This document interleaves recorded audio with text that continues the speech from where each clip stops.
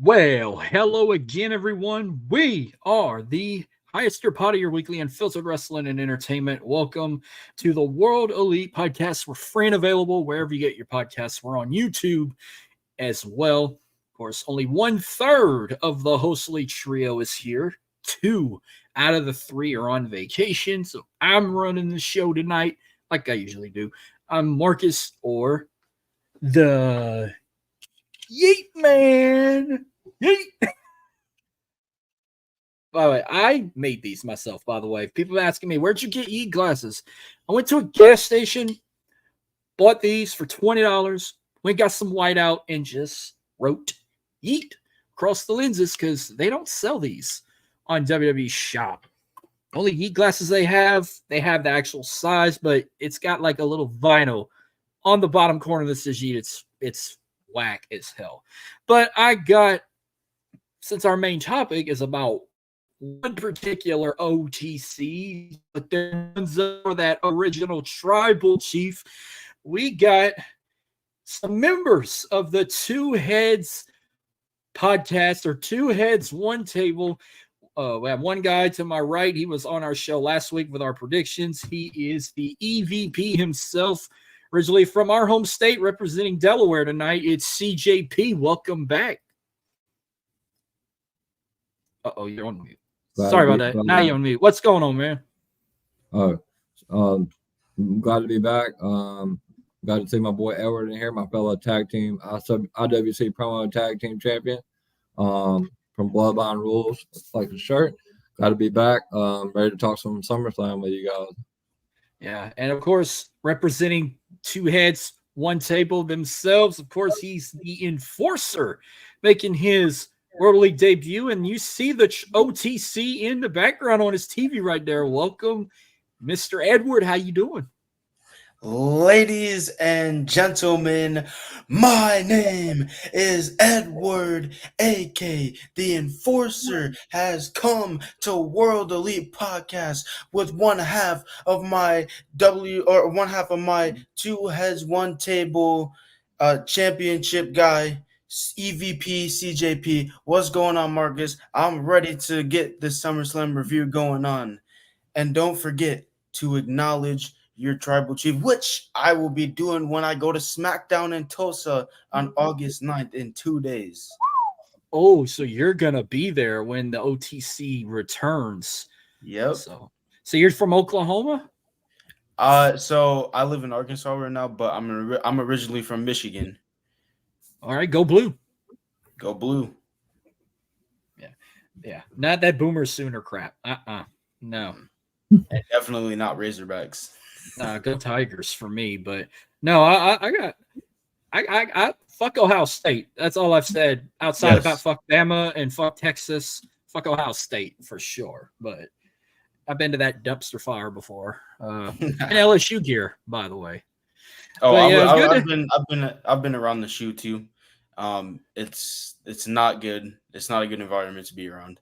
I would love to go to the Big House one day just to see a game over there. That would be neato. We got some fans joining us. How you doing, Kyle?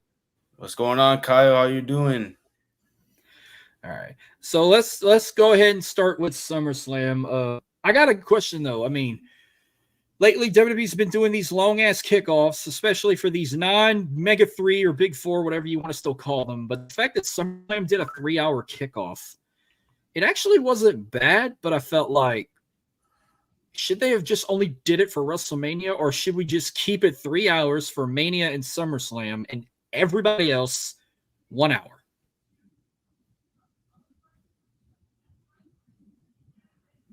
Damn, no answer. Oh, I froze up for a second. Yeah, it froze. I feel like you're right. Like, honestly, I said this last week. Obviously, I was way off on some of my picks, kind of fantasy booking in there. But I feel like SummerSlam and WrestleMania, I feel like it was okay to have the longer kickoff show. Like you said, it wasn't bad. I agree with that.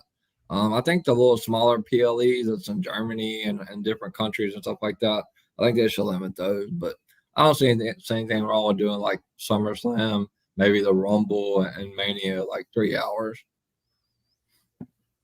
Okay. What you think, Edward? Yeah, I think for the big four, minus Survivor Series, they should have these the longer pre-show panels. I know people hate it. I know people want some pre-matches, which I would be fine with having some pre-show matches.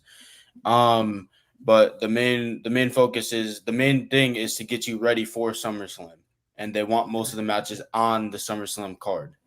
So I don't mind it as long as it's for like WrestleMania, Royal Rumble, and SummerSlam. Yeah, see, I figured maybe the Rumble can be like maybe 2 hours. How you doing? The author, Lindau's in the comments. Hello? Y'all got some more? Y'all bringing some fans today, Sha. Everybody tuned in tonight. Yeah, I mean, Rumble too. I mean, I wouldn't mind if the Rumble would be 2 to 3 hours, but like King and Queen of the Ring did not need to be that long of a kickoff. Backlash in France. I get it. It was your first time in France, and y'all did like a 2 hour kickoff for that. Money in the Bank used to be a big show, but it kind of downgraded. But it deserves to be at least 2 hours. But like anything else, like you got Bash in Berlin coming up, Bad Blood, Crown Jewel. Those just need to be 1 hour kickoffs, not 2, not 3. Yeah. Because Yeah. I won't even watch the whole thing. I might watch like the last hour of it because I'm getting ready. But like SummerSlam, I had nothing else going on. I'm like, fuck it, I'll just sit and watch this 3 hour kickoff, and it was actually entertaining. Mm-hmm. Yeah, the thing is with them, they're trying to make it like more like sports because you know how NFL and NBA they always have like those long pre-show or like College game day pre-game. or Yeah. NFL kickoff. Yep. Yep, they always have those. So WWE is trying to move towards like more sports, like Watch sports WWE presentation. next. Pat McAfee's going to have a field goal kickoff challenge for the fans, or they're going to have "Come On Man" for botches or whatever, like the NFL does. Or instead of "You got Moss," you can. What's a wrestler? Oh, you got Big E'd or something like that. Or you got some bad news from Barrett. I don't know. They'll think of something. They're gonna anything to like mock college football or college game day or NFL kickoff and whatnot. But yeah, man. So the show, what you got? I think after the first of the year, once they go to Netflix, like there's just no telling. You're right. WWE's they're doing a lot of different stuff now with the camera right on top of the referee, the different views and stuff like that. So I'm looking forward to seeing what they may do after the first of the year. Yeah. Shout out to Jelly Roll kicking off the show with a great performance. And I'm gonna fast forward. Can we have Jelly Roll as a DLC in next year's WWE 2K game after that one-arm choke slam to Austin Theory? Wow. Yeah, I would say we 100%. probably if we got Pat McAfee there, Yeah, I wouldn't be surprised if Jelly Roll's there. I was like, holy shit. From a one-arm choke slam to a 15-knuckle shuffle with Miz and R-Truth. And shout out to R-Truth. His tweets, he ran into Logan Paul, thought that was Jake Paul. He ran into Jelly Roll, thought that was Post Malone. He put a bag of ice in his luggage. R-Truth is a national treasure. Do not get rid of Ron, the Truth Killings. No, that guy's so confused, but he is the absolute funniest ever. Like, he's a legend. Oh, and he called Theory and Waller, what's it, Midnight Express? Yeah. Was that Midnight or Rock and Roll Express? I think it was Midnight Express, but that was funny as hell. He is a treasure. Yeah, speaking of R-Truth, I love him, but I think we're starting to see cracks in the Awesome Truth. Yeah, they're probably gonna go. I wouldn't be surprised if Miz goes back as a heel, but I don't think he will be a heel. Dylan tuning in. You're supposed to be on vacation. I'm joking. Dylan, where's my link? What's going on, Dylan? Yeah, where's this link? Damn it! Where's CJP's link? Oh, I sent it to him. That's all right. Yeah, Show kicked off. Show kicked off with Liv Morgan versus Rhea Ripley, Women's World Championship, and the debut of the ref cam or the ear cam, whatever you want to call it. You know, he was just focusing on looking at their bodies. Gotta get rid of that shit. You gotta get rid of the mustache. Cut that long hair if you're gonna wear a San Diego Padres cowboy hat wherever you go now. But I figured the turn was coming, but not like that.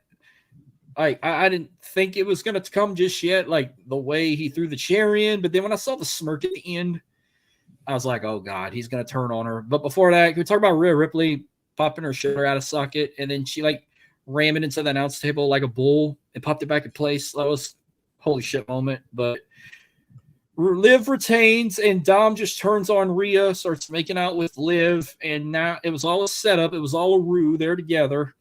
But it was a damn good match. I said Liv was going to retain somehow, and it's going to lead, personally could lead to Hell in a Cell at Bad Blood. I'm rumoring that.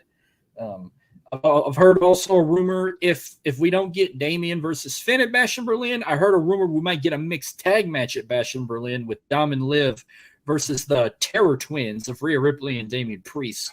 What you think we're going to see here if one of those two matches were to happen? Yeah, just about the match. Like we talked about it last week, but I think we all picked Liv to win. I was with you. Like I thought it maybe Finn that helped her, but obviously with Dom, and he made it very apparent. You could tell like he threw the chair in there, he picked her up with a kiss. Like it's been like this story's been going for a while, and it just escalated. I'm gonna go with what you said. I've heard that as well. I think we're looking at a Liv and Dom against Rhea and Damian at Bash of Berlin, and then, like I said last week, Triple H liked trilogy, so Liv Morgan is gonna fight Rhea Ripley at Bad Blood. And I think that's finally where she gets the women's championship back. Mm-hmm. You could just call them Trilogy H. Not Triple H. Trilogy. Yep. What you think, Edward? So I think Liv Morgan is gonna lose the title at Bad Blood. I think she's gonna lose the title at Bad Blood to Rhea Ripley. And when it comes to the Judgment Day, mostly Finn Balor and Damian Priest, that was a great callback to SummerSlam in my city, my home city from last year. When Damian Priest accidentally screwed Finn Balor out, but then Finn Balor purposely screwed him out, and it took him one whole year because he made sure that everybody forgot about it before he actually did it. And I just want to say something real quick. People should have known that this is gonna happen at Judgment Day as soon as Finn Balor took the key card. If you guys remember, he took the key card on that one episode of Monday Night Raw. That should tell you that at that time that the Judgment Day as we know it is going to be gone. Just like how Michael Cole said it, the Judgment Day as we know it is over. So, yeah. Well, but at first I thought maybe Finn was fucking around with Liv instead of Dominic, but maybe he took the key for him. See, she said the same thing. Linda also said. I think Dominic is going to get kicked out. And Finn's going to take her. Yeah. Okay. That's how I think the story's going to go. I guess, but I honestly don't see anything like that happen until Rhea wins a belt, and then I think that's when you're going to start to see a breakup between them guys. Like maybe Dom goes a different direction then, but I really think that they're going to be strong together until Liv loses a belt. At least I can't see them breaking up before then, but who knows? I mean, WWE is crazy right now. Yeah, they're gonna make it a slow build, so they're not gonna immediately kick Dominic out. Rhea has to have the title first. I agree. And to get kicked out. Yeah, if Dom gets kicked out, possibly I could see him go to SmackDown and go be with Delgado, Del Fantasma. Is obviously that's going to come around sooner or later. Well, then we get Braun Breaker versus Sami Zayn for the Intercontinental Championship. Thank God they took the damn title off of Sami. I was getting bored with him as champion. I was pissed a while back Chad Gable didn't win the title, and then I was pissed that Braun lost the first match, and I'm like, he's got to win the second one. And within 5 minutes, he beat the holy hell out of him. Uncle Scotty and his father Rick were in the suite watching. They were there to witness him win his first singles title on the main roster. She also said, what if Dom finds out that Finn and Liv have been involved and Dom will have nobody to get on his own way as a top heel? Well, okay. Yeah, that's what I said. What if Possibility. He gets kicked out and she starts being with him. But Mhm. I was so happy for Braun. Thank God he's finally a damn champion on the main roster. He's going to be an unstoppable force. You got to be an unstoppable force if you're running the ring ropes at 20 miles an hour, like they keep mentioning. But I thought the match should have been longer, but I'm not complaining long as Braun won the title. But what was your take on that Braun Breaker winning his first singles title on the main roster? I thought Braun was going to squash Sammy. Sammy did surprise me.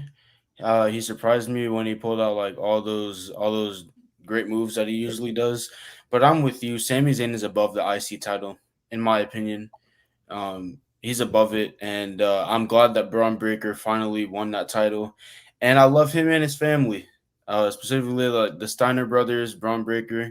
And Marcus, I'm pretty sure you know why, because they always rep Go Blue, always rep Michigan. So I'm excited to see what Braun Breaker does with this title, and it's good to see that the IC title is actually gaining a little bit of relevancy after Gunther held it. So, yeah, it's pretty good.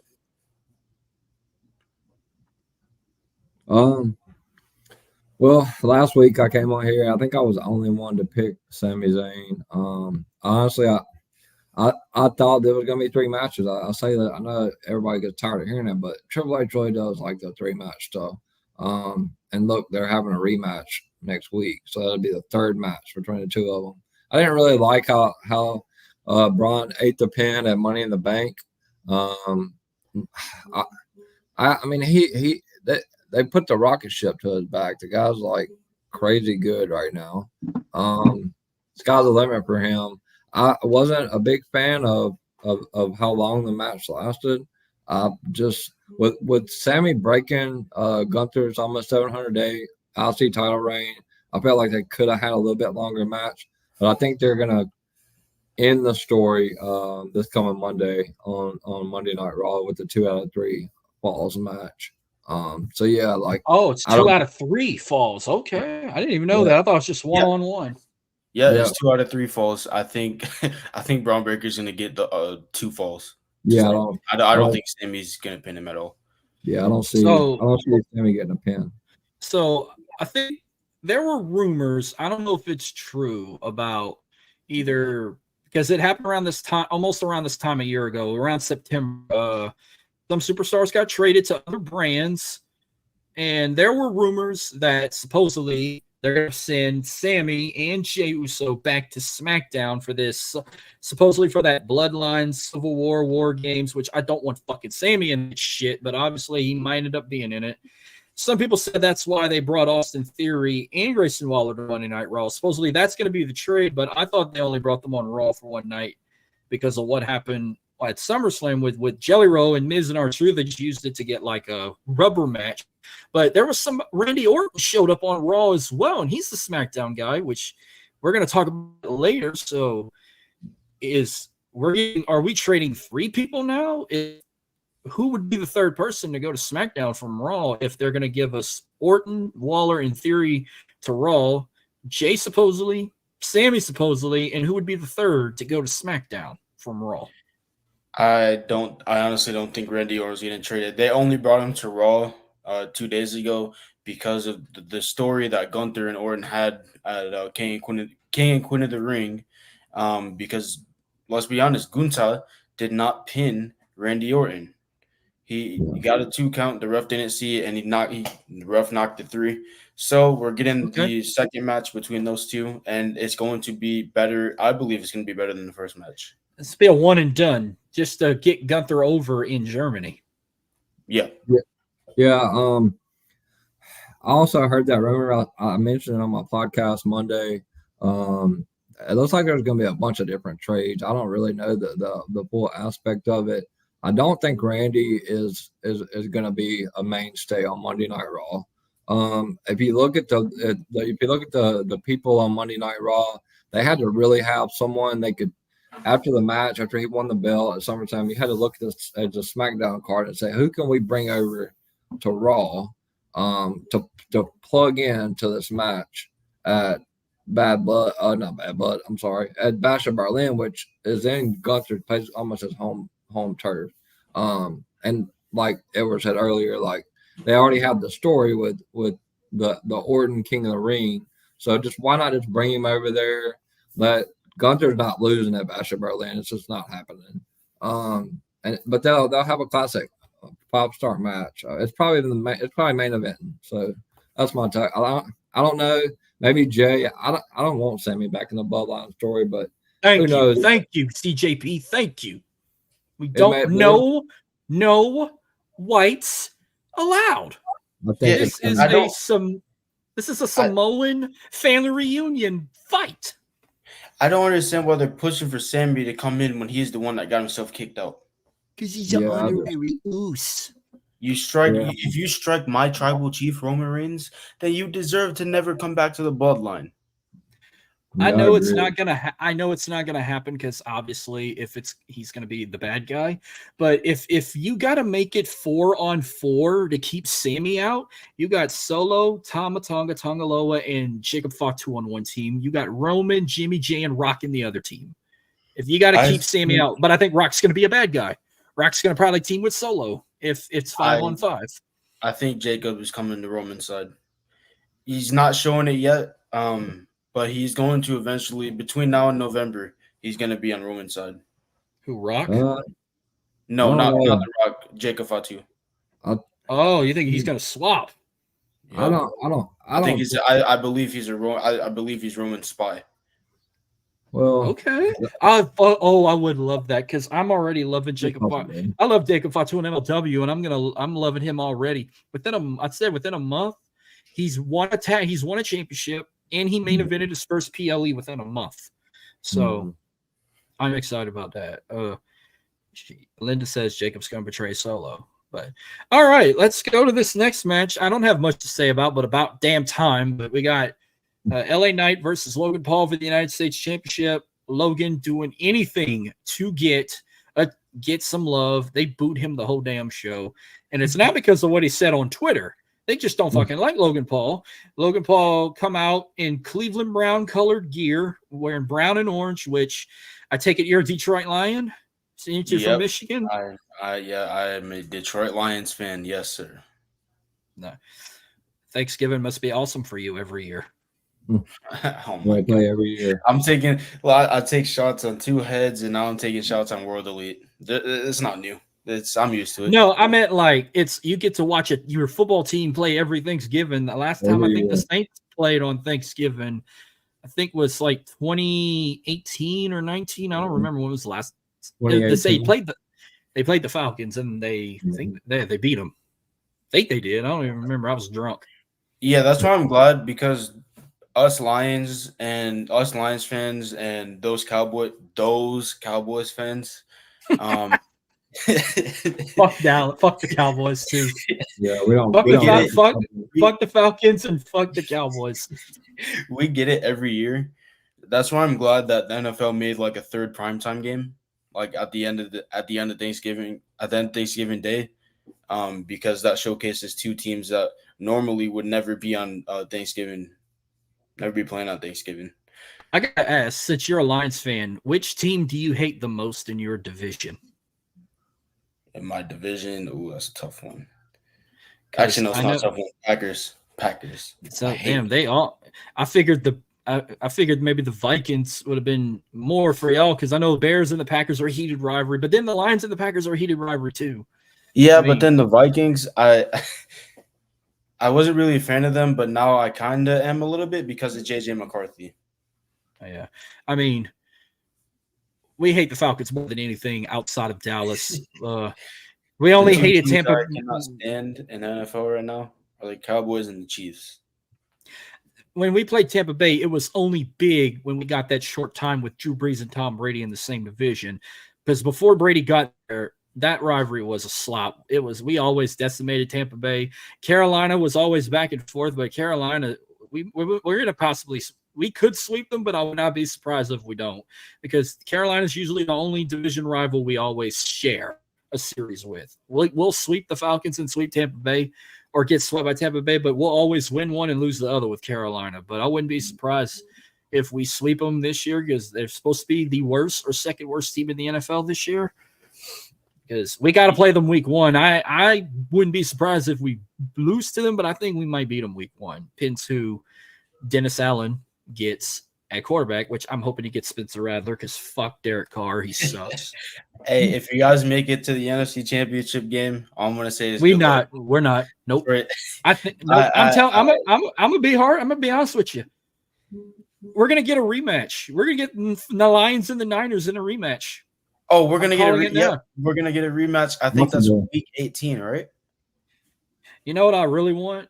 I want a Super Bowl that features 2 teams that never won it, because I think the hottest team in the AFC is going to be Houston now. I want Houston and the Lions in the Super Bowl right now. I want Houston to beat the Chiefs in the AFC Championship, and I want the Lions to beat the Niners, and we get a Super Bowl with 2 teams that never been and never won one. Dude, you should have seen my reaction. That will draw ratings. Because back in January, first of all, it won't draw as much rating as our tribal chief. But back in January, What's going on, buddy? Shout out to Mike De Niro here and Wrestling DeLorean Podcast. What's going on, Mike? All right, go ahead. I'm sorry, Edward. Yeah, you're good. So back in January, I got to witness my first 2 playoff wins ever. That was. Man, I don't know if you can see it in my face, but man, like I wish I can go back to those moments. I wish I can go back to the moment in January or on January 28th and fix the 3rd quarter. That's what separated us from the Super Bowl. We fell apart in the 3rd. We did good in the 4th, but we fell apart in the 3rd. And then Brandon Ayuk made that catch off of his helmet. I'm like, are you serious? So I like the 49ers though, and they're my tribal Chiefs team. So I really don't mind losing to them because they're my tribal Chiefs team. The sad part is that I'm from Louisiana, but don't hate the Saints, but I've always been a Tom Brady guy. So when he came to Tampa, he's the last person to beat Patrick Mahomes in the Super Bowl. I'm sick of seeing Mahomes. I think that they won last year because Kelsey and Taylor Swift are dating, and they wanted to put her on the TV screen more than the football game. They're still doing it. Yeah, I'm over that. I love Patrick Mahomes, but they're still doing it on social media. Yeah, I don't want to see them win. I'm just glad that we beat the defending champions in week 1. So the Swifties are coming. Get ready. We'll never hear the end of it, but I'm sure. Well, we did get the end of Logan Paul's reign. Finally, LA Knight got him a damn championship, but I figured it was coming because Logan Paul's supposed to have a baby coming, so I think he's going to be leaving for a bit. And why the fuck MGK had to be there? When I saw him, I said, "Where's Kevin Owens? I need another power bomb." Oh my god! Like, what was the point of? And they had the one time to bring out Eminem with LA Knight. They had the one time. You could have had Houdini playing or Toby. That would have been better last year. Oh my god, yeah, it would have been better last year. Just drop a song like, what's this? And then like, breaking news, Eminem's dropping The Death of Slim Shady in next year. Which album fucking rocks. That's gonna be album of the year. Fuck you, Taylor Swift. It's gonna be your album. But LA Knight fucked up his prime truck, which you don't look like you can see out that window anyway. But I'm so glad LA Knight finally got him a championship. I can see him holding it a good while.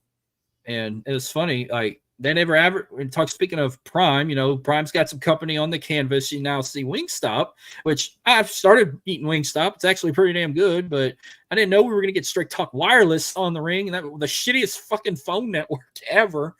You're gonna put something, you might as well put AT&T or Verizon. Or what happened to Cricket? You've been advertising Cricket for fucking forever. Why is Cricket not on the campus? You ran into Jim Gaffigan and you were like, oh, we want Straight Talk Wireless on the canvas too. Man, you are funny right now, man. That's one thing I enjoy about your podcast, man. You're like one of the funniest podcasts. Don't give a shit. That's why, because I don't fucking give a shit. I've been in trouble over the years with my damn mouth, so I gotta stop. I gotta watch what I say. But you think you've been in trouble with your mouth? You should have. I've been just this past WrestleMania season. I was in trouble with my multiple tweets about Cody. So Yeah. I've gotten kicked off of networks. I've been banned for their shit because I made a mistake saying something about LeBron James I shouldn't have said. So, Yeah. I don't know. I don't have a lot for that match. I did pick Logan Paul to retain. You're right though. His girlfriend or wife, she's I think 8 months pregnant or something like that. So I knew he was going to draw, but I thought it was going to be a Bastard Berlin. They obviously just pulled the trigger early. Not a big LA Knight. He's been over for a while. So the Logan Paul got booed out of his hometown. They hated his guts there. So yeah, honestly, man, I'm not a big fan of the stuff he does, like the social media antics and stuff like that. But the man can really go in the ring. Like that flip he did off the top rope. The guy he's freaking great in the ring. Yeah. I know people don't like him, but they need to I'll give give him him his that. flowers. Yeah.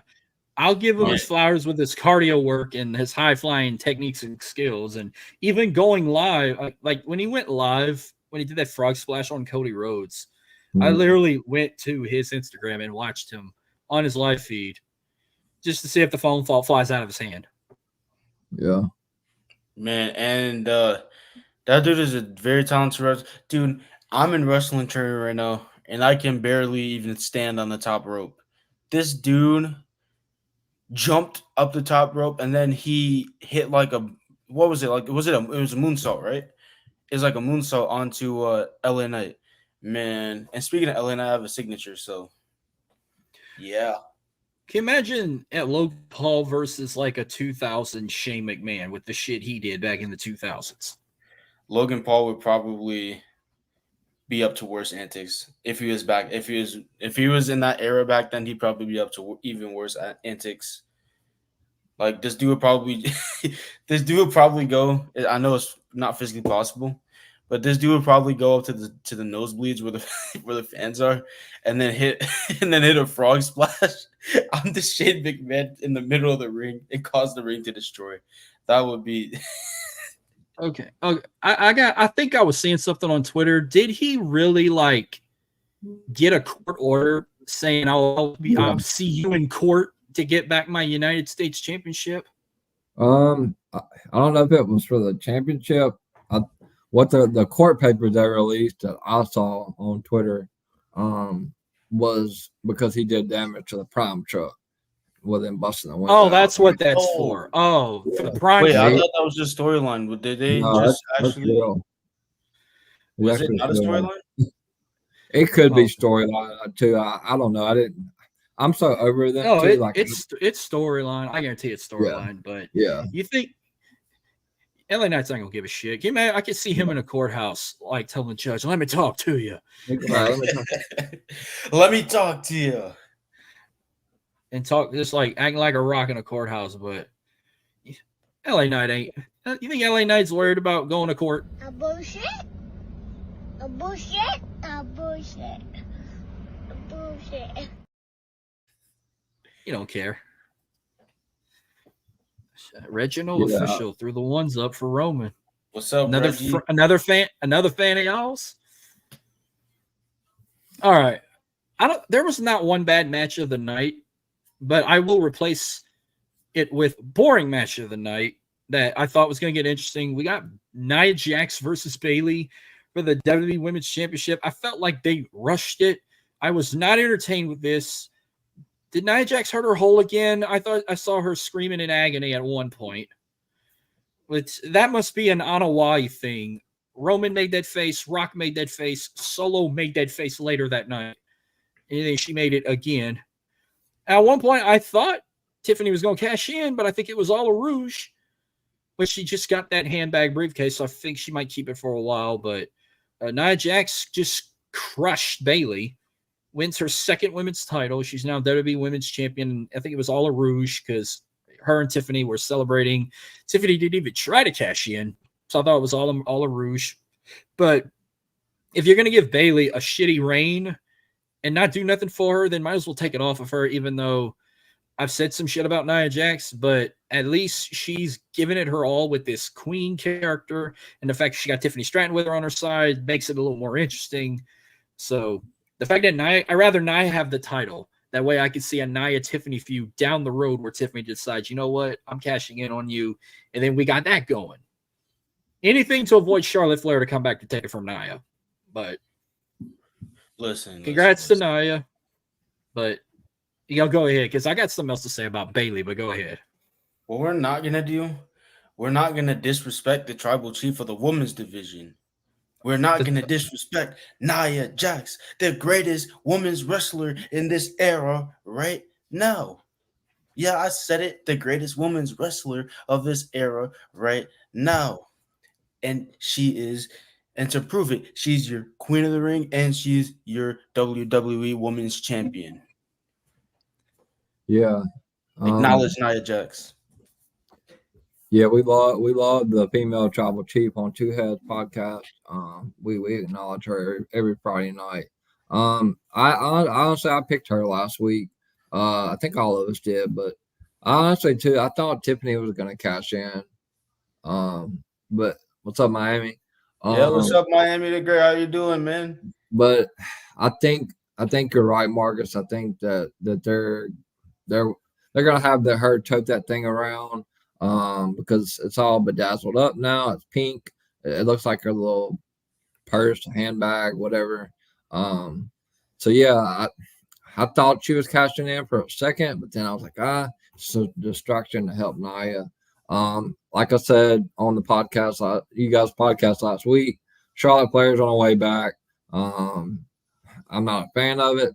I think she's great in the ring, but I call her Charlotte in the Bank or the human android. She's coming back, and she's probably going to be the one to beat Nia Jax. And I think that this whole build is going to be to try to get Charlotte and Tiffany at Mania. So I think that's where they're headed with it. Yeah, but they've been shit talking the 4 horsewomen like lately. Like they all have something bad to say about all 4. I've only said bad about 2 out of the 4 because Bayley, they're just not using her right. So people are just getting fed up with that and fed up with her. Becky, people are calling her a female Hulk Hogan, which fuck that. I mean, Becky's putting talent over making stars. She made Lyra Valkyria a star in NXT. All these, she made Tiffany Stratton a damn star.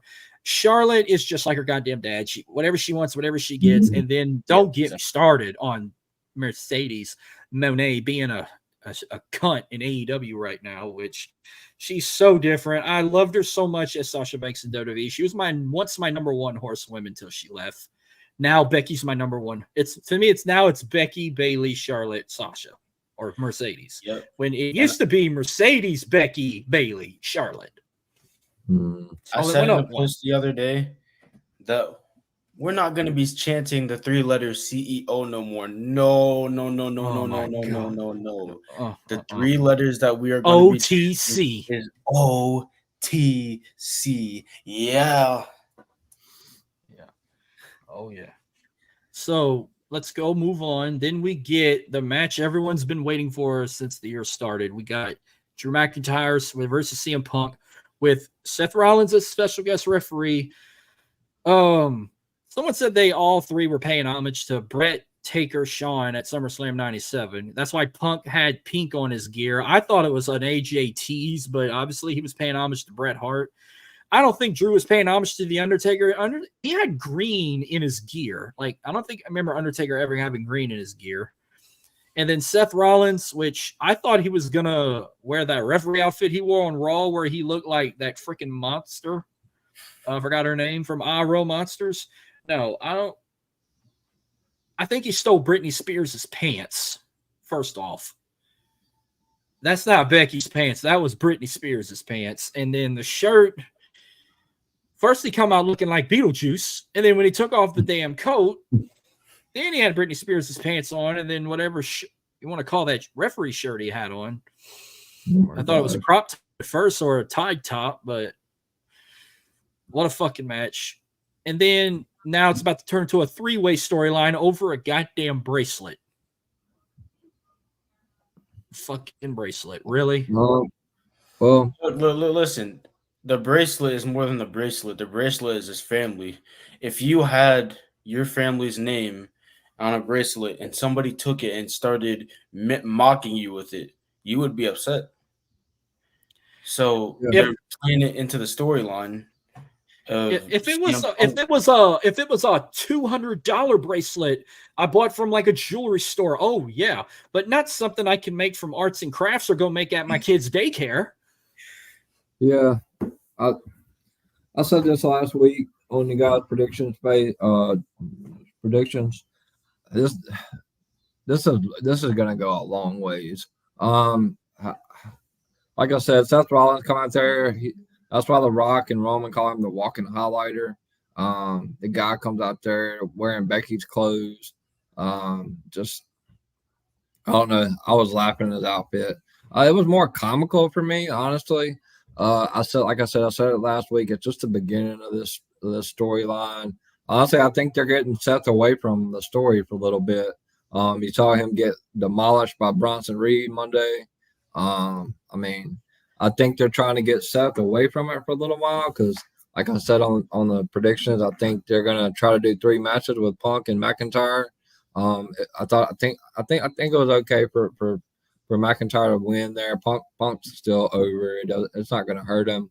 There's gonna be 3 matches. They're definitely gonna fight in a cage at Bad Blood for sure. I see this culminating, honestly. I don't know which of the 3 ends up being the one that beats Gunther later on, but I think this is going to be a triple threat match at Mania. But this is far from over. I think they're getting set away for a little bit. To kind of try to get Bronson Reed over or something. Because Seth's a mainstay. It doesn't matter who he's up against. Like, he's one of Triple H's favorites. He's always going to be in a title scene. So one of those 3 are going to be Gunther, and this is going to be a triple threat at Mania. All right, what do you think, Edward? So I think first of all, that match was incredible, and we got to see the first GTS in the WWE in a singles match in 10.5 years. I'm really happy that we got that match, and we're gonna get another 2 matches, and CM Punk is gonna win the last 2 because I want CM Punk to be able to show that he still got it, like he did last Saturday in Cleveland. All right, so I don't the shit he got with Bronson Reed right now. I could see that being like on Raw. I could see a Seth Bronson Reed match on Raw, not at PLE. I still think. I don't know if I don't think they're going to sit Drew out of Germany. I think he's going to have a match.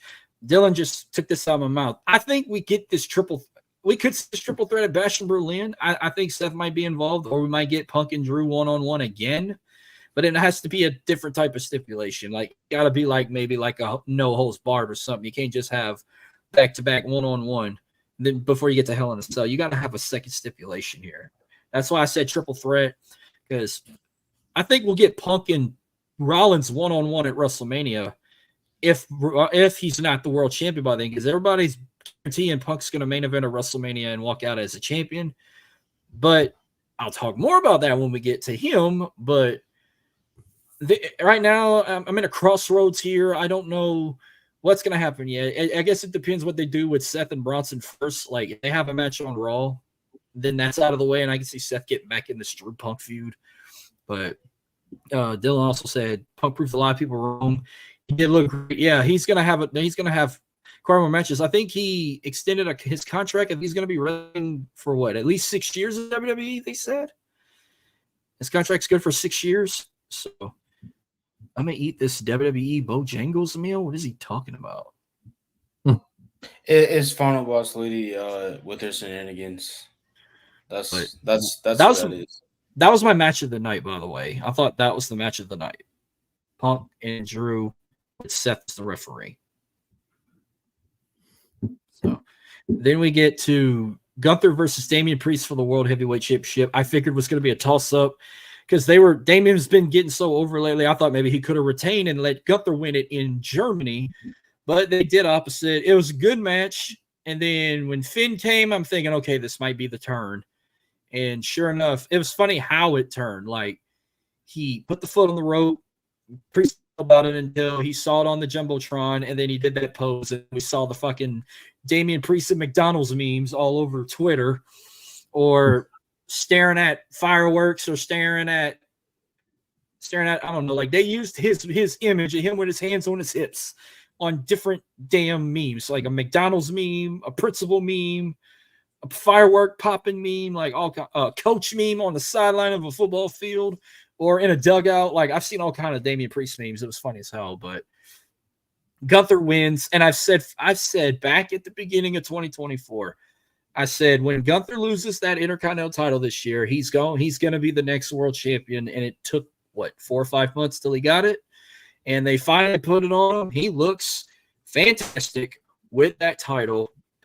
He's definitely retaining at Bash in Berlin. He's going to get one. Randy's going to help him get over.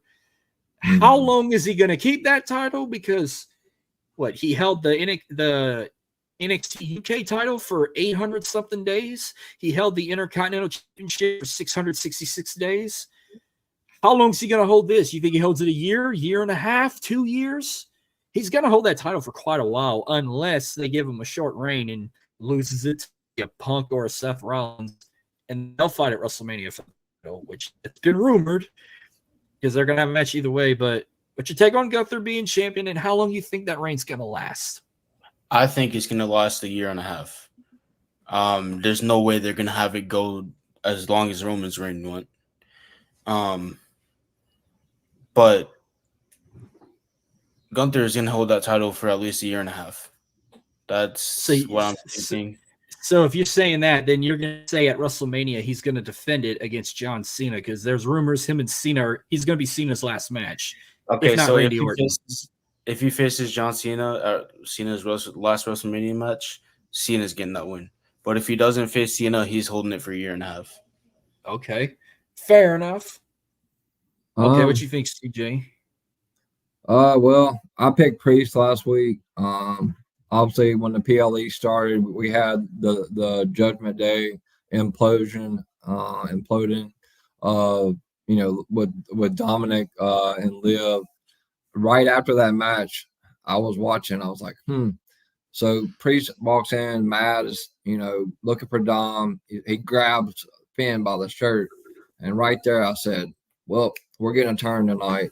It's going to be the end of the Judgment Day." So he grabs him, and then apologizes or whatever. And I'm like, I was like, Finn's turning tonight. The match was great. I think it was a really good match.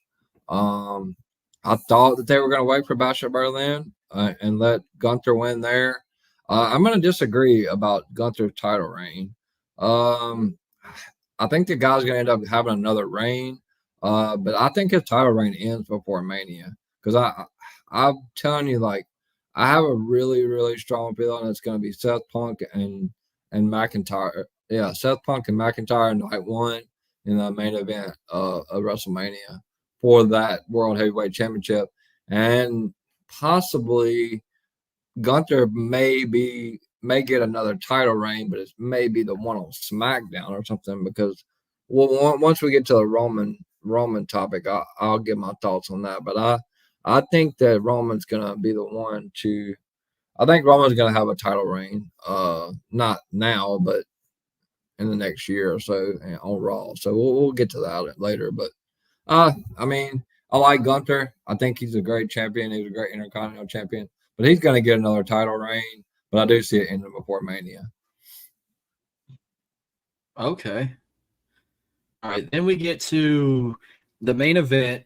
We get Cody Rhodes versus Solo Sikoa, now in a Bloodline rules match there, because I didn't watch SmackDown. Miami said Punk cost himself the match. Whatever that means. But before, let's talk about before the match.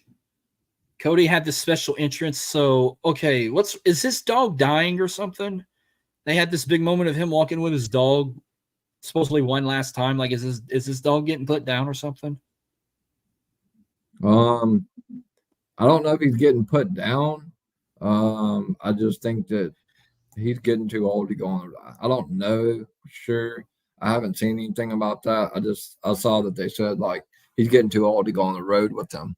So like it was kind of like his farewell tour. So Well, I barely paid attention to the dog, especially like when Raw kicks off and they do like Sports Center, like all the stars are arriving to the building in their suits and whatnot. And I don't pay attention if he's walking with his dog or not. I just want to see if he's got a cup of coffee in his hand or a prime or a water or some shit. Like, what's he drinking while he's walking? But then we get Arn, of all people, Arn Anderson, and a talk with him. I was waiting for him to pull a Glock out because last time we saw Arn and Cody together in a video, he was burning shit and pulled out a gun because everybody's like, he's got a gun. No, the only thing he gave him was advice. He said, they're coming. We got some friends coming. So we're thinking, okay, well, they're doing Bloodline rules. It's obviously going to be something similar like WrestleMania. But first off, match was good. Then, it started coming with the appearances. First, we get Tama Tonga and Tongaloa, which, what the hell's up with Tongaloa's been botching lately? That's not a good sign. Maybe that's why he's not a tag champion with his brother. He had his okay. So Tongaloa had his eye patch on. That's why he didn't get to he wasn't able to pick up Cody Rhodes. I think it was Cody Rhodes. He wasn't able to get him to the turnbuckle correctly, and that backlash. No, I don't think it was backlash. I think it was one of the Money in the Bank. Was it Money in the Bank? So he hit his head on the table. I think he had like a minor concussion from that. So he missed the that one spot. Mm-hmm. Okay. So I'm starting to have like WrestleMania vibes here because remember all the damn interferences from WrestleMania. Who is the final boss lady? The final boss in the house. So let's rewind back to WrestleMania 40 with the Bloodline rules. Remember, it was Jimmy came out first and it helped Roman. Then Jay came, So came, then Cena came, then Rock came, and then Undertaker, and that was it. Like something in a movie, it's like Avengers type shit. That was like an Avengers style Bloodline rules match, which that will live on forever as one of the greatest like endings to a match. Then when we get here, first we get Tama Tonga and Tongaloa getting involved. First, Kevin Owens comes. Then Randy Orton not far behind. They take them out. Well, then here comes Jacob Fatu, which looking fantastic. I hope he gets better. I know when he did that dive off the top rope, he hurt his foot and he was spotted with the boot on the next day. But if he's walking on it, obviously it's nothing severe. Maybe he might have a minor injury. He might be out a week or two. But he's not going to be out for months. He's not going to lose his tag title. He'll be back stronger than ever. So thoughts and prayers to the Stone Werewolf on a speedy recovery because I love Jacob Fatu. Before I even thought Roman was going to come out, I was waiting for Jimmy Uso to return. But we did not get a Jimmy Uso return. I don't know when he would come back and if he would come back as a babyface yet. And before I even heard Roman's music, I was thinking maybe we were going to get a Paul Heyman return also, but we did not get a Paul return.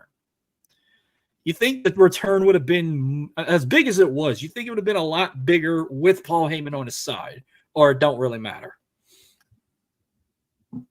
I don't think it matters. Because if Paul Heyman came out, then if you look at the story, that probably could have led to the Jacob Fatu and the Tongas knowing that Roman is going to be there and then go backstage and then beat him up. So it was actually better for Roman to make his entrance without Paul Heyman. And I think Jimmy Uso will come back at the SmackDown that I'm at in Tulsa. Paul Heyman, I don't think he'll be back with just like a while. It's going to be – if you guys remember at SummerSlam 2022 when he got put through the table, he was gone for a while. So I think it's probably going to be the same amount of time. But he will eventually be back. I want to say give it 2-3 weeks to a month. But he'll be back. And he'll be better than ever. And the original Bloodline is going to be back together. But it's going to be – Sammy and Jay are both going to be skeptical because of what happened in the past. But they're eventually going to fall in line like how they were made to do before they left. and everything is going to be great again, and the original bloodline will take out the new bloodline. Okay. What you think, CJ? Oh man, so coming from somebody that went to WrestleMania in Philly, I wasn't there for night 2, but I was for night 1 when Roman and Rock made it a Bloodline Rules match, and I got to see Roman and Rock beat Cody and Seth. This had blood. This had WrestleMania just like it made me feel exactly like that all over again. I do agree with Edward. I don't think Paul Heyman was needed. I think Jimmy was supposed to already have come back. He's been cleared for a little while now. But they really didn't. They didn't need anybody else to. Roman needed all that spotlight right there. They didn't need anybody to come in there with him. Paul Heyman can show up at any time because he's what kept the bloodline, a lot of the bloodline story going while Roman was gone. Yeah, the pop was just insane. The man is just his money. The guy shows up and the fans are just going nuts. Shout out to the Samoan werewolf, Jacob Fatu. That guy's an absolute freak. That was more of a kayfabe, I think, from what I heard and seen. That move off the top. I think that was more to try to keep him and Roman away from each other. I'm not sure if they're going to be on the same side, but I think it'd be smart to keep them two away from each other. Eric's right. I mean, we could possibly see Jimmy tomorrow or Friday on SmackDown, but this storyline is going to go for a while. Now Roman's back. We got the OTC back. Nobody's going to want to hear this, but I honestly think we might see Roman and Cody team up at Bash of Berlin. Possibly. If not, it might be. I don't think Roman's going to fight solo until maybe Bad Blood at the earliest. But I don't know. This story is going to go a long ways. I know if you read Roman's lips, he told Cody it's only a matter of time. But do we get Cody and Roman again? Like, man, that's like a 2-year story that's kind of watered down. I think this is more about the family now and not the belt for Roman. And that's what I was talking about earlier with Gunther. I think Roman's a 1,000,000% going to Netflix when it gets here. And I think they're going to use him. I think he's going to win that title over there at some point because when Roman holds the belt, it elevates the whole company gets elevated. So I want to see him win that belt over there and elevate that title like he did the championship on SmackDown. But overall, just a great SummerSlam, great end. I think the tease that they have with Roman and Cody showing that we don't like you, we don't like each other, but maybe there's a little bit of respect there. I don't know. We'll see Friday. I think Roman gets jumped Friday probably, and Cody comes to the rescue. He owes him one, kind of. So we'll see. I don't really want to see Cody and Roman again. I think it's going to happen. I just don't think – I don't know. I don't want to see it again. I think it took a lot of time and story. But, yeah, it was great to see Roman back. And this story is about to pick up, so we'll see. Roman's not going to get jumped. Roman will not get jumped. And he's outnumbered. The rest of he could be outnumbered. Did you see what he did at SummerSlam? Yeah. He can be outnumbered. And the Tongans are not going to stop Roman. Oh, well, no. Solo is definitely not going to stop Roman. Jacob, and he can get a couple shots in there, but he's not going to stop Roman. Roman is going to destroy them by himself. I gotta say this too. He Like, is in I don't know. God mode, greatness on a different level. Okay, I don't know if this was the true reason why, but they said if Jacob Fatu didn't hurt himself in that maneuver, Jimmy was supposed to come out, but I thought they pulled that back because they thought he was really hurt. So that's why Jimmy never came out. They had it planned for him to come out before Jacob hurt himself. Now, yeah, I was kind of waiting for Roman to come. I thought he was going to come after the show, after the match was over, not during it. Well, then I saw the fucking Jumbotron on the barricade. The screen turned blue, and I'm like, oh my God, he's here. Now, he's got a new theme song. It sounds different. That's why Dylan said this. I need to go listen to it without the crowd effect in the background, because that was probably louder than Sammy turning on Roman. And I was there for that. And that was a fucking loud moment. I think And then it was louder than saw. Austin. I think it was louder. I think it was a little bit because I heard the reaction on YouTube. I think it was louder than Austin and Rock. Oh, yeah. So then I saw the stage. It had its head of the table, Jumbotron. I'm like, oh my God, he's here. And of course, he comes out. New shirt, OTC. Oh, I'm like, original tribal chief. I fucking love it.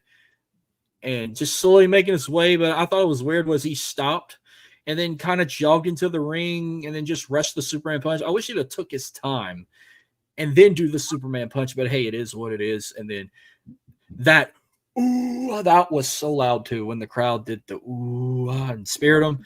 Then he looked at Cody, nodded, slowly walked out. What's going on? Tim King tuning in. Game Breaker Sports Network in the house as well. Shout out to Blaine Arsenault. What's going on? Yeah. Don't forget about Hikuelo. I'm waiting for Hikuelo to come. You think he shows up in Tulsa too? Or Possibility. No, I don't think so. I don't think so. Too early. I think like I said, this is gonna go on a while, guys. So let's enjoy it. Hey, since I'm there, since I'm gonna be there, I'd love to see it, but I don't think it's gonna happen. Yeah. I thought it would have been. He hit one Crossroads to win. I thought he should have hit 3, but hey, it is what it is. Now, what would have been crazy is if what was rumored and Jimmy was supposed to come out, it would have been crazy if how you say his name? Hikuleo. It would have been crazy if Hikuleo came to take Jimmy out, and then Roman came out. I wish they would leave Cody out, but like they won't. I think the same way with Sami Zayn. I'm tired of Cody Rhodes. As soon as other than the music, because Cody Rhodes didn't make the music, so I can sing the music. But other than the music, I'm gonna boo Cody Rhodes out of the building. Yeah, I want to answer Dylan's post pictures on Twitter so I could see your view of where you're sitting. Yeah, I will. I did that. I also did that when I didn't see Cody, but when I went to WWE Live in Detroit, I posted a picture. I saw LA Knight. That's where I got his signature. I saw Solo and I saw Jimmy. So yeah. So, it was a holiday tour back in December. What they said, it was over how many views on YouTube? I think it was over 100 million. 100 million, yeah. Let's talk. Okay, I got one more thing I want to talk about. Can we talk about? First off, I got to show this. Yeah, that popped up immediately on Twitter when SummerSlam went off the air. His customized signature title, and yes, 1,000. It was funny. It was only limited to 1,316 people, and it sold out within an hour. 1 hour, $600 a pop. Now, if that doesn't tell you that he is the greatest of all time, the greatest draw of all time, I don't know what does. And this is coming from a longtime John Cena fan. And look at that. Yeah. He generated $800,000 revenue within 2 hours of his return. And again, they said at the bottom there, and I don't know how much money he made on his OTC shirt, but I'm pretty sure they sold out immediately at SummerSlam, maybe at Raw too. But they good. Only 1,316 belts with $600 title. They all sold out within 1 hour. This guy must have typed fast. It's 1 hour, not 1 hours. And he is the biggest draw. I think he's the biggest draw since Stone Cold Steve Austin. Now, that doesn't mean you can't find this belt anywhere. I mean, maybe within a month or two, they'll start selling them on WWE Shop right now again. But I will say this. I'm a quote Bad News Barrett, but I'm afraid I got some bad news. I happened to find a few of these belts that were drawn out to 1,316 people, and you can find them here, and you're going to pay about this much. Holy cow. Oh, yeah.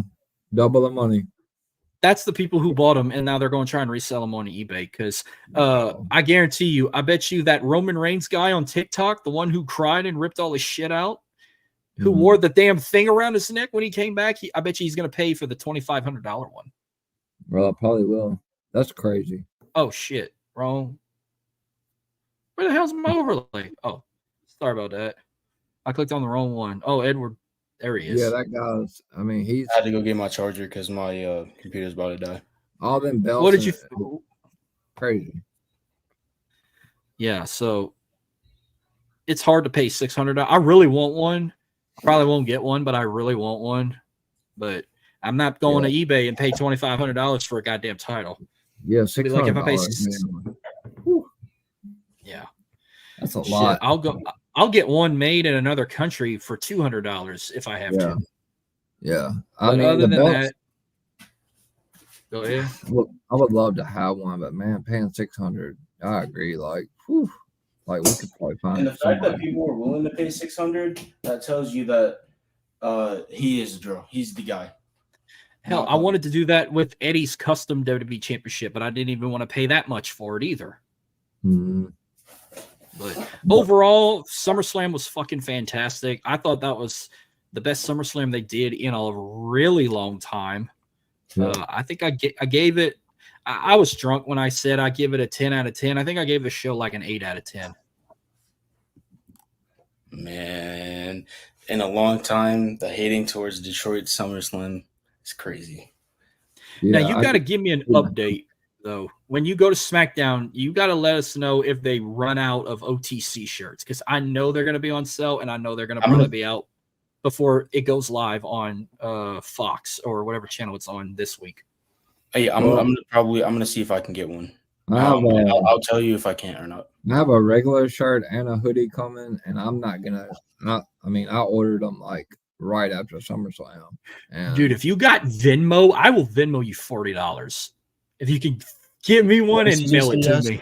Wait, what did CJ say? Yes. well, I got mine off WWE.com like that night, and I'm not gonna get the merch until like around my birthday, which is around the 13th of September. Wow. Yeah. Oh my God. Mhm. Oh, if you got Venmo and they got more left, I will Venmo you $40 if you can get me one and mail it to me. Yeah, Edward, you might be able to get one at the show Friday. Yeah, I want to get an OTC shirt, but I don't know if they're gonna have any more by the time I get in line. Yeah, they're gonna sell off. Them lines are gonna be long. Oh, Mhm. those merchandise booths are pain in the ass. I'm planning on going to the arena. I'm planning because it starts at because I'm in Central Time just like you, so it starts at 7:00 for me. Yep. I'm planning on getting to the downtown Tulsa, like the box center, 5 hours earlier, just so I can have it. I know it's improbable, but just so that I can have a chance of seeing a wrestler, like seeing one of the wrestlers that's gonna be wrestling that night.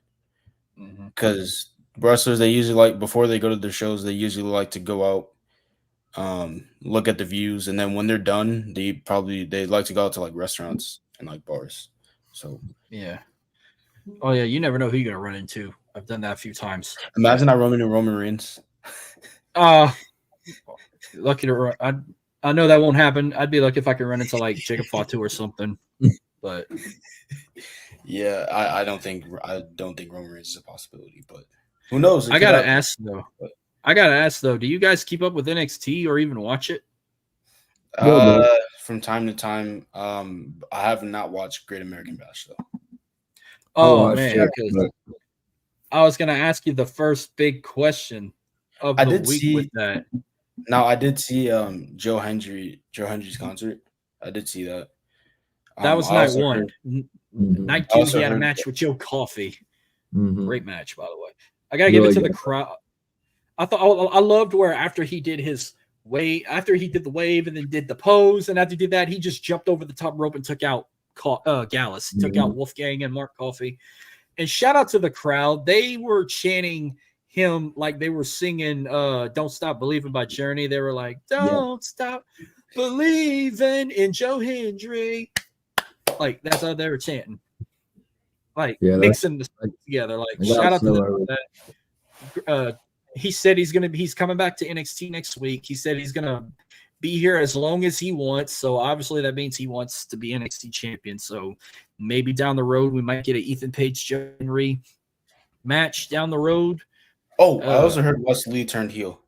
Yes, so MSK did not win the NXT Tag Team Championships from Axiom and Frazier. Everyone thought they were going to break up as a team, but Shawn Michaels got a thing for them.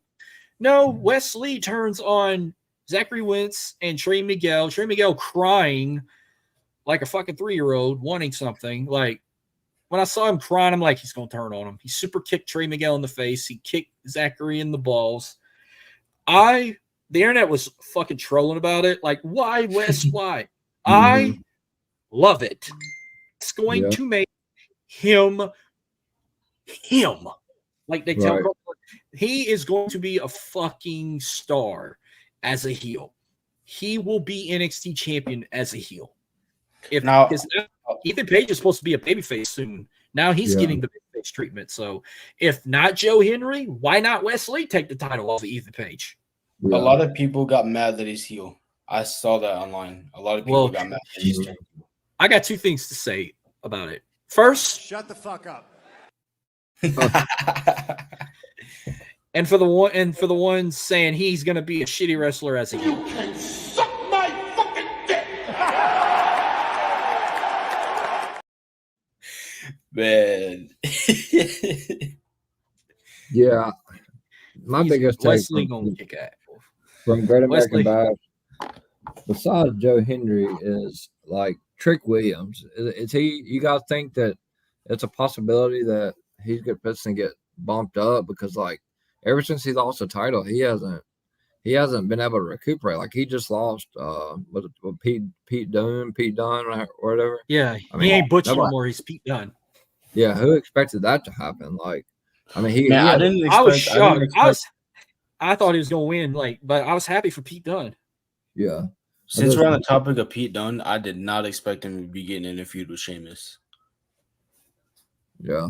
I did not, but I can understand his reasoning because Sheamus left. I think he was injured. Left the Brawling Brutes. When he returned, he never came back. And then Ridge Holland got injured, or he injured somebody and got sent to NXT.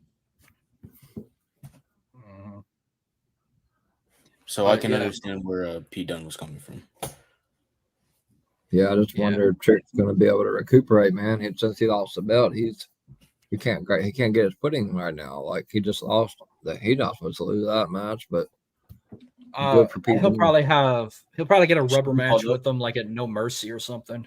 Unless they put him back in the title picture, huh? Should he be called up? Not yet. Maybe after Rumble or WrestleMania. Like, keep him there for now. Like, he can debut at the Rumble. Yeah, let him go do some stuff in TNA. Like, if you guys didn't know, they also announced Joe Henry's having a match with Wolfgang tomorrow night on Impact. Mm-hmm. Man, I can't wait to see Trick Williams on TNA. Oh, by the way, I met Moose the other day. Yeah, that's another guy I'm waiting to show up in NXT. I'm waiting for Moose to like go up with Obafemi or something. Oh yeah, because at my wrestling training thing, they had an event called Red, White, and Bruce, and somehow they managed to get Moose. So I played because I can't wrestle yet because I'm not that advanced. I'm still learning, but he let me play security guard for his merch on the table. So I actually had some chats and conversations with him. Are you going to play security like when a brawl breaks out and you got to go try and break everybody up, and then you're going to get somebody's going to do a body splash off the top rope and take out all the security? Yep, it's that type. And also, and then I was also playing since it's an indie show, playing actual security too. So they should have you go play security on a SmackDown when Bloodline starts fighting and they need security to break y'all up. And let's see, what was I gonna say? Oh, I helped them put the ring up. So how long does it take to put a ring together? Since I can ask that question now. Man, it takes to get it off the truck. It took at least 2 hours. Oh my god! To set it up, it took another hour and 30 minutes. So damn near 3.5 hours. Yeah, you got to tighten the ropes. So under the wood, because there's wood. There's obviously wood. Yes. So under the mat, under the ring canvas mat, there's a cushion. Under that cushion, there's wood. Under that wood is the support. So we had to put all of that up together, and we had to do it. We were on a time limit because we had fans coming in a couple hours later. So Yeah. we had to get it done quick. We had to tighten the ropes. I don't know if you've ever seen somebody tighten the ropes to a ring before, but they pretty I have. much, yeah. So we had to tighten the rope, make sure they're sturdy so that nobody flies out of the ring whenever they're running the ropes. Put the ring skirts and put all that stuff up. And then we also set the barricade up too, which was pretty fun. And then one of my trainers came out and before the show started, one of my trainers surprised me and came out like Roman Reigns. Nice. They played music because we had a music guy. So he played the music that they would use later in the show for the wrestlers. He made it Roman Reigns' theme, and then he came out like Roman Reigns. I was like, what? What's going on, Ivan? Shout out to Circle of Debate. But I'm waiting. I'm waiting for the day that you can have Joe Henry's song and entrance for your creative entrance at WrestleMania Access. Hey, since I'm here, I want to tell you guys my dream match is against the OTC. That's my dream match. Want to fight? I also wanted a match with Cena, but he's retiring. So Yeah, that's probably not going to happen. Yeah, you got a better chance fighting Roman before you fight Cena. Cena about to call it quits. Because I doubt Cena's gonna act like Ric Flair and shit and just come back for or Christian just one more match. No, I think he's done. Ric Flair is a madman. Ric Flair had like fucking 3 retirements. He thinks he can go in the ring at 80 years old. Yeah, he thinks he already had like 3 retirements. He had 1 retirement at WrestleMania. He had 1 retirement in TNA. And then he had his own pay-per-view. Didn't Shawn Michaels retire him the first time? Yeah. So he said before he super kicked him, he said, "I'm sorry, I love you," and then he super kicked him. Yeah. But other than that, I love the Great American Bash. The fact that it was 2 nights, I thought was surprising, but I was glad. Both nights were good. Now I approved the whole show. They did 2 nights with an event last year too. I thought last year was a PLE instead. No, it wasn't. It wasn't Great American Bash. It was another. It was another show that they usually do on PLE, but they had it as a 2-night or 2-week special as well. I can't remember the Spring Breakin'. Spring Breakin' was 2 nights.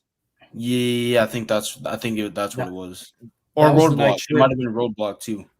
Roadblock, I think, was 2 nights also. But I know Spring Breakin' was 2 nights because Trick fought night 1 in a cage match, and night 2 he won the title from Ilya Dragunov. But I wish they just do PLEs once a month. Like I hated it had to be a USA special, but it is what it is. But I think they just need to just do one once a month. I've said it many times, but it was a great show. Now we got No Mercy coming up.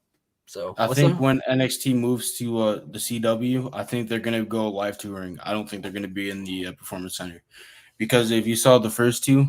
Which is they're going to start touring. Yeah, we were talking about that on. I was talking about that on Circle Debate last night. I think they're going to do like TNA. They're going to go do like 4 tapings in 2 nights, and that's your whole month. That's your whole month right there. They're going to go to a city once a month and do 4 tapings in 2 nights. But they said when it starts, CM Punk is going to be in Chicago for the first week, and then Randy Orton is going to be in St. Louis for the second week. So how is that going to? So I think the first month they're going to try it weekly, unless they do go different shows. Now I thought they were going to hit up smaller arenas. No, I think they said when they start traveling, the first show is in Chicago. Someone told me it was Allstate Arena. I said, "Are you sure? Sure they're not going to one of them AEW venues?" But they said no, they got the Allstate Arena and it's sold out. I said, "You can thank CM Punk for that." Night 2. The second week when they go to St. Louis, they're not going to the arena AEW did Dynasty. No, they're going to Enterprise, the same arena WWE goes to all the time, and that's sold out. And I'm like, oh my God, they're going to hit. That's going to put AEW in the fucking dirt. If NXT's selling out mega arenas, they're going to. My question with Chicago. So my question with Chicago, why is it they never go to the United Center? That's what I would like to know. Yeah. United Center's way bigger, but I get it. They've been going to Allstate. before the United Center was even a thing, because back then they had Chicago Stadium as their venue. Now they had more. They've always had mega moments at it used to be the Rosemont Horizon. That's the same arena that hosted 3 WrestleManias. It hosted Austin Brett. It hosted the first ever WWF pay-per-view, the Wrestling Classic, in 1985. Cena made his debut in that arena. Jinder Mahal won the fucking WWE title in that arena. Don't hinder the gender. A lot of good shit. What else happened in that fucking venue? A lot. So I get why they keep going there. But yeah, they did SummerSlam 94 in United Center. You had the greatest steel cage match of all time in that big ass arena. But now that AEW goes there, they're like, you can have that. We'll keep Allstate. But they go to 3 different arenas in Chicago. They go to Wintrust, they go to the Now Arena, or they'll go to United Center if they really need a fucking draw. But NXT, it ain't gonna be, WWE's gonna put AEW down, but it's gonna be NXT. That's gonna they're gonna have a lot more goddamn ratings. And they're gonna, unlike AEW, they're gonna fucking sell out an arena. Yep. So. Now, I'm wondering if tickets are going to be free, just like how they are at the Performance Center, but I doubt it. Since it's going to be in an actual arena that they have to run out. That's what I'm wondering. I want to know if they're gonna probably have a new setup, makeover, everything. I can't wait to. I got to see what date it is. It's in October, right? Or September? I think it's October. It's October. Okay. I think the only one that's really moving in September, even though the deal expires in October, is SmackDown. Now, is it NXT going to Wednesday nights? Because someone told me, because AEW's doing a Title Tuesday bullshit, that they're going to do that NXT on Wednesday. I feel like I would have more time to watch NXT on a Wednesday. I want them to go back, because remember, they used to be on Wednesdays as well. On Wednesdays. Well, Dylan, if you're listening, if they decide to switch NXT permanently to Wednesday nights, which I don't know if they're really going to do that. I think they're going back to Tuesdays, but I'm going to make sure we don't have a live stream the night NXT is doing that Wednesday night show, because I want to see this atmosphere. I'm not doing a watch along. I want to listen to the commentary. I want to listen to everything. So whatever week that is, we're not going to do a live stream unless we do it a day early. We might do it I'll fucking do it Tuesday night when they do the title run, because if that's the week of Bad Blood, we got to do a Bad Blood prediction show. But I gotta see the date. And then SmackDown's supposed to be moving to USA soon, and Raw, their contract expires next month, but they got an extension. They're going to finish the year out with USA, and then January of 2025 they're going to start Raw on Netflix. But I know September 2nd they're switching the commentary team. Michael Cole's going to SmackDown. That other guy from Sports Center, he's going to be on Monday Night Raw. Michael Cole is coming back home. Yep. Michael Cole is going to be with Corey Graves. McAfee's going to College Game Day. I don't know. I think he's still staying. Isn't that the whole reason they moved McAfee to Raw, though? So it doesn't interfere with Game Day? I think he's still going to. I don't know if it's going to be. I think it's going to be a 3-man team. It's going to be Old Boy, McAfee, and Wade Barrett. Wade Barrett's going to Raw, too. Yeah, Wade's going to Raw. Joe Tessitore. That's his name. Tessitore. Joe Tessitore. It's supposed to be. It's for sure Joe Tessitore and Wade Barrett, but I think they're going to make McAfee a third commentator if he decides to stay with WWE, because I know he's going back to College Game Day. Corey Graves, I thought he was fired. I thought CJ P told me he was fired, but no, he still got his job, and him and Michael Cole are going to be together. I thought he was fired when he put that tweet out when he said he was talking about a fucking baseball team. Yeah, it was all over Twitter like that. He lost a job. I was like, what the hell? Like, what happened? And I told you guys, I was like, damn. I saw him. I was like, oh, shit. I told him he was fired. And there he is on PLE. No, I saw him on SmackDown, and I'm like, wait, I thought he was fired. And then I went to look, and they were like, that motherfucker was talking about a baseball team. Oh, that's what it was. Him and his fucking Pittsburgh Pirates. You know, Paul Skeens, Mr. LSU boy, you better not swerve Corey Graves like that. I'd have been pissed if Corey Graves was gone. You know, the IWC. I love when he shit talks McAfee, even though I'm a McAfee guy. What's up? I love it when he does it when McAfee is there, and then McAfee is there to stand up for himself. The only thing I hate the fucking like John Madden replay shit, like you're circling or squibbling this line, like it's not football. Hate it. I think it's part of McAfee's character. I don't really. I love when McAfee just Yeats dances on his announce table. I hate when he says it's fight night. Kind of like this. Kind of like this. I like when he shit talks. I like when he, yes. Or when he did Shinsuke Nakamura's dance. I miss when he would do that. But I missed. I miss whenever he danced with Shinsuke Nakamura. I love when he shit talks Dominic Mysterio. He said, "I'm calling a son of a bitch." I wish they would invite me to WWE. I would get a trend started. I've been calling him dipshit Mysterio for years. Oh my god! If I ever hop a barricade and I look at Dominic in the face, I'm gonna pull a rock. I'm gonna be like, I want this side of the arena to chant dipshit, and then on this side of the arena, I want you to chant Mysterio in 3, 2, 1, dipshit. And then next week after. Since we're talking about, and that'll be a trend. Since we're talking about nicknames, tell the audience what all the different nicknames you have for JD McDonough. Oh, you got JD McCrispy, JD McCafe, JD McFlurry, JD McDonuts. Like, wait, I got you a sign idea. Next time you go to a show, why don't you make a McDonald's menu and have all that with his head on the burger? I have to do it. JD McBlockhead. JD McDouble. JD McNugget. JD McFlurry. Mm-hmm. What's the fish? Oh no, that's filet of JD fish. McFish. JD JD McRib. JD McNugget with a side of a barbecue sauce on the side. JD McAsshole. That guy's give me that. God damn, at least McDonald's. Next thing you know, that somebody's gonna paste his face on a McDonald's employee. With the sun. I think I should get a sign. I think I should get a sign. Bring one. JD McDonough doesn't wrestle on SmackDown. Dang it! I was gonna say I should get 2 signs, one for the OTC and then one for actually 3.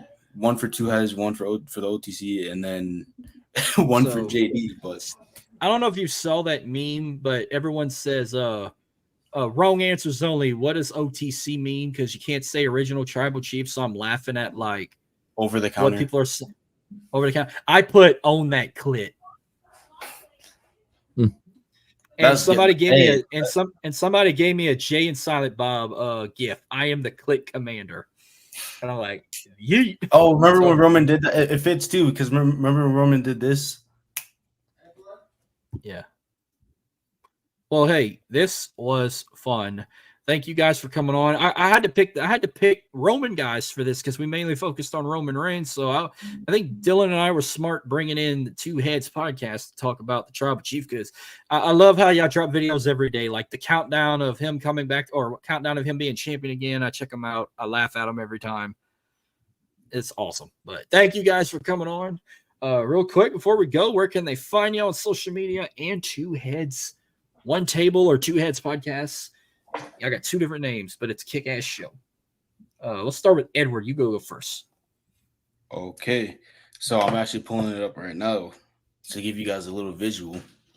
So first on Twitter, this is my bio. This is my personal. Then you can find me and CJ, Two Heads, One Table.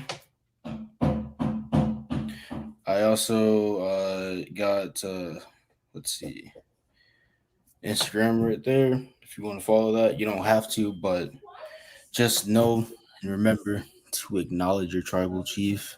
And I want to give a special shout out to everybody who joined this. Thank you, Marcus, and thank you to the entire crew who let me on the World Elite podcast today. I'm grateful. And yeah, acknowledge your tribal chief. Oh, and I'll be at SmackDown on Friday. You're going to be there when he come back. I know it's going to be popping. You're going to have busted eardrums. I'm going to be the loudest in the arena. I bring earplugs just in case. But all right, CJ P, where can they find you? Thank you, man. Yeah, it was a pleasure coming back on. Had a blast with you guys last week. Obviously, being on here with Edward makes it even more special. So shout out to Marcus and the rest of the guys with World Elite. You can find me, obviously, at Charlie718-03496 on X. Facebook, also CJ Perry. Yeah, you can see, you can tune in on Friday nights, Two Heads podcast. I don't run one of the show. I don't run the show there, but me and Edward are the IWC Promo Battle Tag Team Champions. So we're there every Friday night. If you can't catch me there, you also can catch me along with my co-host, Kyle the Man Anthony. I do a Twitter space every Monday night. He'll be hosting this week, 5:30 p.m. Eastern on Twitter. Every Monday night. It's called Main Event Mondays. You can catch me there every Monday night for sure. Like I said, thank you guys so much for allowing me to come back on. 2 weeks in a row has been awesome. To my tag team partner down there, it's good to see you, buddy. I'll see you Friday. Enjoy yourself. And always acknowledge the Tribal Chief and throw the ones up for the OTC. And we acknowledge the World Elite Podcast. Elevation has been granted to World Elite Podcast. And this one's for you, Marcus. Yeet. Yeet. Yeah. I'm on Twitter at MarcusElite337. Follow the podcast on Twitter at World Elite Pod. We're also on TikTok, Instagram, Facebook. We are free and available wherever you get your podcasts on all audio platforms, Spotify, Google Pod, Spreaker, iHeartRadio, you name it. We are affiliates with WWE Shop. We used to have a barcode. I don't know where the fuck it's at. It's not in this overlay. We're all sponsored with 80s Tees. Go to 80stees.com. Use the code World Elite to get 30% off. We're also affiliates with Rogue Energy. Go to rogueenergy.com. Type in World Elite. You get 10% off your order on that as well. And, man, the next time we might have a live stream. Hopefully the trio will be back together, me, Dylan, and Jordan. When the next one is, you never know. We might do another one next week, or it might be the week after. I'll probably drop some more YouTube shorts later in the week or next week. I know I'm still doing nostalgia episodes. I got another episode of SummerSlam dropping this weekend, SummerSlam 2013, because I'm doing the boys of SummerSlam. I got a couple of nostalgias coming up in September. I know CJ P is coming on. We're going to talk WCW Fall Brawl 98. I got another buddy of mine. We're going to talk a TNA pay-per-view. I think it was Hard Justice. And I'm bringing a married couple on. We're going to talk Unforgiven next month. I don't know. I forgot which one it is, but that's what I got coming on the audio side in September, because I got 2 more SummerSlams left, and then I might take like a 2-week break, and then I'll start doing nostalgias again, because I've been recording nostalgias every weekend this summer. It's been hectic, but it's been fun. But again, thank y'all for coming on. Thank everybody for tuning in, and we'll catch you guys next time. Y'all have a good one.